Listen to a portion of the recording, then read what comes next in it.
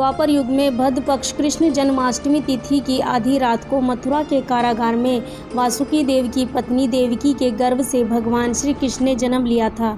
श्री कृष्ण ने बुधवार को रोहिणी नक्षत्र में जन्म लिया था। अष्टमी तिथि को आधी रात अवतार लेने का प्रमुख कारण उनका चंद्रवंशीय होना बताया जाता है। श्री कृष्ण चंद्रवंशीय, चंद्रदेव उनके पूर्वज और बुध चंद्र उनके पुत्र हैं। इसी कारण चंद्रवंश में पुत्र व्रत जन्म लेने के लिए श्री कृष्ण ने बुधवार का दिन चुना था। भगवान श्री कृष्ण ने माता देवकी के 8वें संतान के रूप में जन्म लिया था। श्री कृष्ण का जन्म मथुरा में मामा कंस के कारागार में हुआ था। माता देवकी राजा कंस की बहन थी, इसीलिए भद्रपक्ष कृष्ण जन्माष्टमी तिथि को भगवान श्री कृष्ण का जन्म उत्सव मनाया जाता है। कंस को सत्ता का लालच था। उसने अपने पिता राजा उग्रसेन की गद्दी छीनकर उन्हें जेल में बंद कर दिया था और स्वयं को मथुरा का राजा घोषित कर दिया था। राजा कंस अपनी बहन देवकी से बहुत ही प्रेम करता था। उन्होंने अपनी बहन का विवाह वासुदेव से कराया था, लेकिन जब वह देवकी को विदा कर रहे थे तभी एक आकाशवाणी होती है। आकाशवाणी हुई कि देवकी का 8वां पुत्र कंस की मौत का कारण बनेगा। यह सुनकर कंस डर गया। उसने तुरंत अपनी बहन और उसके पति वासुदेव को जेल में बंद कर दिया। उसके आसपास सैनिकों की कड़ी पहरादारी लगा दी। कंस अपनी मौत के डर से देवकी और वासुकी देव की 7 संतानों को मार चुका था। भद्रप्रत मास कृष्ण पक्ष की अष्टमी तिथि को रोहिणी नक्षत्र दिन बुधवार की आधी रात को भगवान श्री कृष्ण ने देवकी की 8वीं संतान के रूप में जन्म लिया।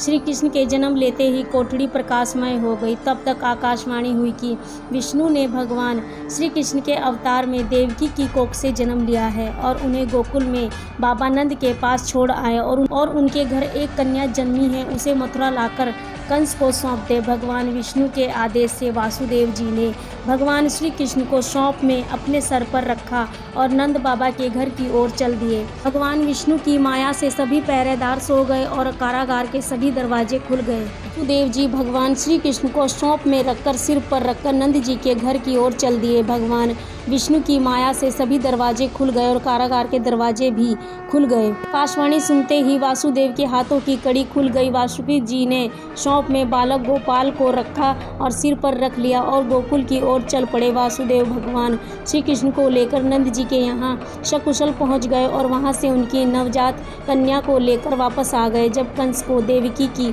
8वीं संतान के जन्म की सूचना मिली, वह तत्काल कारागार आया और उसने कन्या को छीनकर पृथ्वी पर पटकना चाहा, लेकिन वह कन्या उसके हाथों से निकलकर आसमान में चली गई।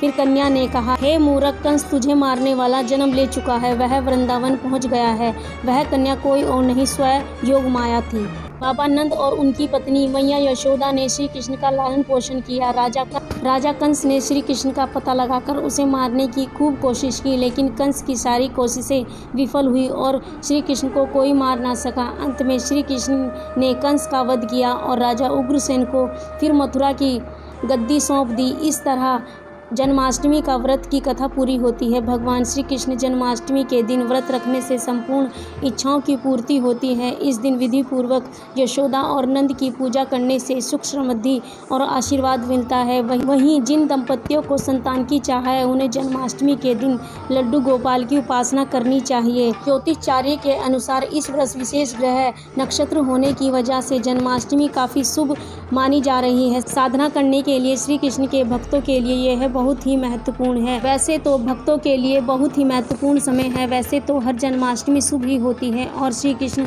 भक्तों के सारे दुख हर लेती है, लेकिन अगर आप विशेष काल और विशेष नक्षत्र में भजन कीर्तन के साथ श्री कृष्ण कथा लीला अमृत पाठ करते हैं तो इससे भगवान श्री कृष्ण जल्दी और आसानी से प्रसन्न होंगे और सभी की मनोकामनाएं पूर्ण करेंगे। तो जिन ही दंपतियों को संतान की चाह है, वह विशेषकर इस बार श्री कृष्ण के पूजा पाठ अवश्य करें। और तो दोस्तों, आप लोगों को श्री कृष्ण के जन्म की यह कथा कैसी लगी, प्लीज़ कमेंट करके ज़रूर बताएं। और अगर आप लोग हमारे चैनल पे न्यू हैं तो हमारे चैनल को लाइक करें, शेयर करें, कमेंट करें, सब्सक्राइब करें और वीडियो को ज़्यादा से ज़्यादा शेयर करें। और सभी को दिल से धन्यवाद। महादेव आप सभी के कष्ट दूर करें। हर हर महादेव। और कमेंट बॉक्स में जय श्री कृष्ण अवश्य लिखें। सभी का दिल से थैंक यू।